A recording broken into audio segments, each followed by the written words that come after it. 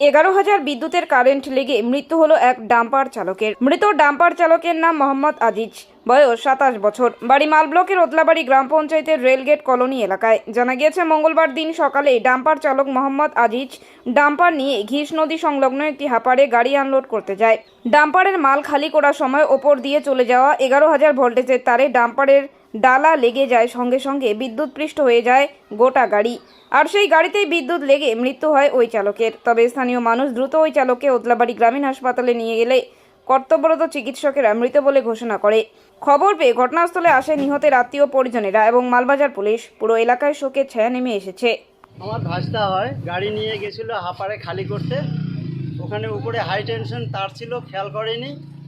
ডালার ওখানে উপরে তারে লাগে ইলেকট্রিক শর্ট হয়ে মারা গেছে। ভাসতে আমার গাড়ির ভিতরেই ছিল। হাসপাতালে নিয়ে আসলে পরে আমরা হাসপাতালে নিয়ে আসছি, ওইখানকার লোকাল লোক নিয়ে আসছিল। এখানে এসে ওদলাবাড়ি হসপিটাল ডাক্তার মৃত বলে ঘোষণা করলো। কি নাম ওনার? মোহাম্মদ আজিজ, বাড়ি কোথায়?